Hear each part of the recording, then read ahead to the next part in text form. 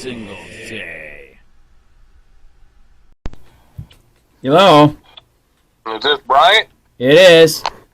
Yeah, it's Officer Scavo at Fort Myers Police Department. How can I help you? Yeah, he didn't tell you why? Who? The guy that told you to call. Okay, so I saw that you guys were on the news, and I guess there's a street preacher down there that is being annoying. So one of your guys was on TV, and he said there was a case law. He didn't mention what it was, that if he moves while doing the bullhorn, you can get him. My idea was go down there, record him, and get him on video moving, and then you can pop him. But I was wondering what the case law was. Well, it's a city ordinance. I just got off the phone with the person that was in the article.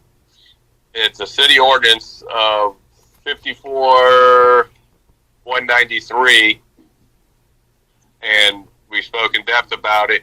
Now, you can record them, okay? Yes. But be a summons. What we would do is look at the video, get everybody's name, information, type it up, send it to the state attorney's office, and the state attorney will decide whether or not they would follow through with it or not. All right, so 54.193, Fort Myers City Ordinance. Yeah, it's the municipal ordinance.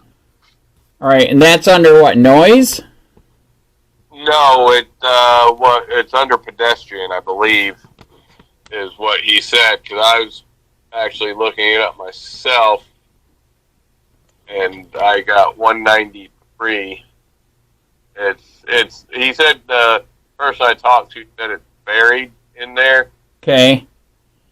So that's why, I'm a nuisance declared, abatement required, horn signaling devices. I've been trying to read it, but it has to do with pedestrians. Interesting. Very interesting. So if he's standing still, he's good, but the moment he moves and does a bullhorn, then we can, now what, he goes to jail, or how does it work? No.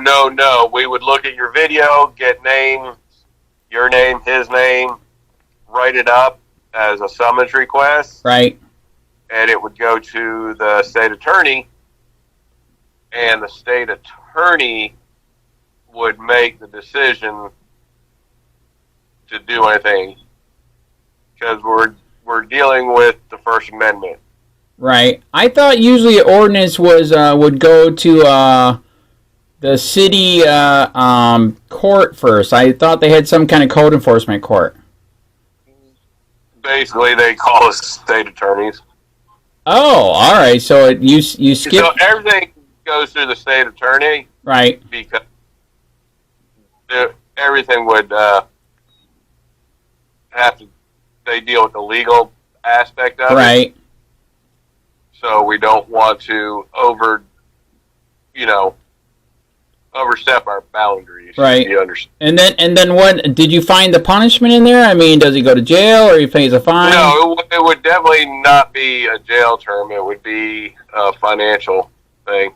All right, yeah, because I don't know if you heard, Punta Gorda, they got problems up here too with the protesters and bullhorns too. So this is getting out of hand. So yeah, unfortunately it is what it is. Right.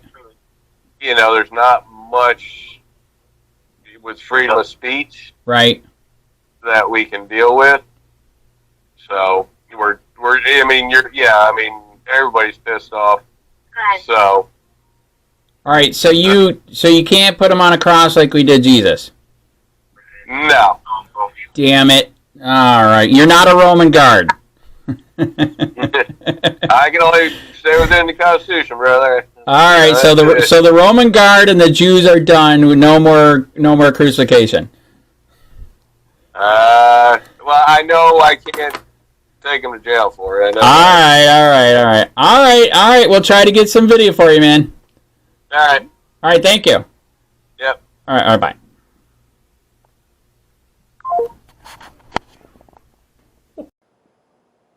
The Pharisees also came unto him, tempting him, and saying unto him, They claim they're doing the work of God.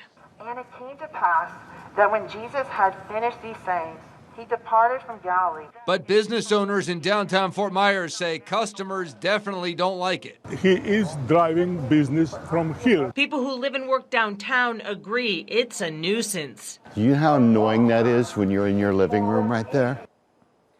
Now, business owners and people who live downtown want something done about it. But as NBC2 chief political correspondent Dave Elias reports, city officials can't just simply tell these preachers to hit the road.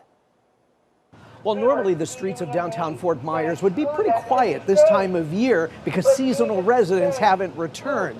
But businesses and people who live here say things have changed, and street preachers are creating a problem.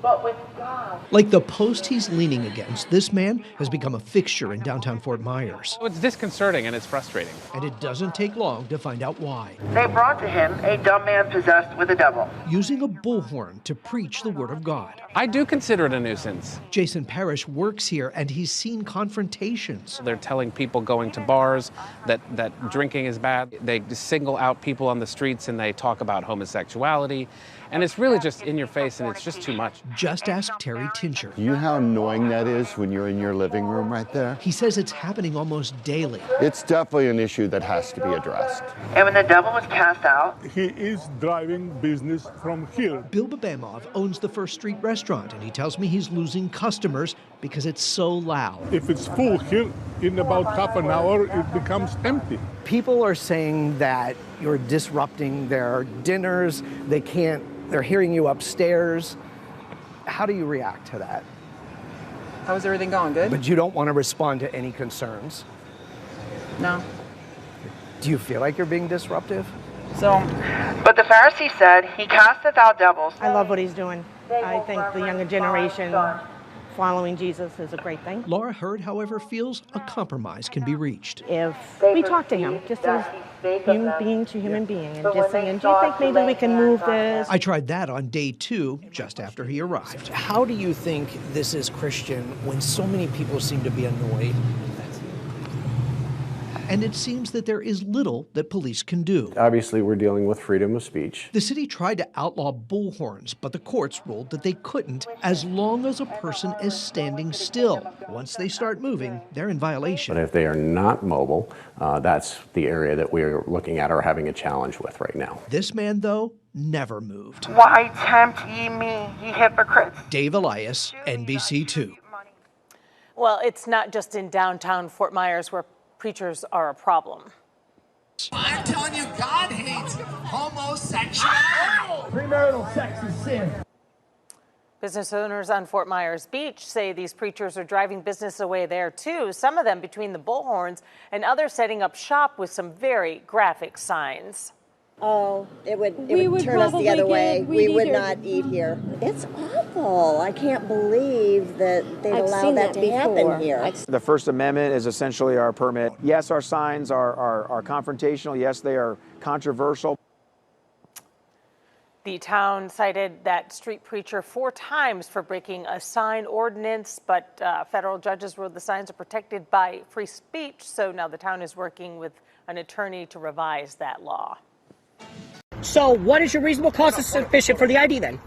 Wait, didn't we talk on when? No, I've never talked to you. No, not you then. I don't know who it was. So civilly, okay, it rules that you have to abate it, which means cease it. Okay? Correct. So if we have to come out here again, you're getting a $100 fine. Okay. And if you refuse to stop the bullhorn, you will be arrested for obstruction. Obstruction? Yes. Well, it's protesting. You can't make... No, ceasing, no. It'd be ceasing the orders. We respect your protest right. Clearly not. But when the pro-choicers were out here, you didn't but give them this. That's not true. I was not even here for that. A bunch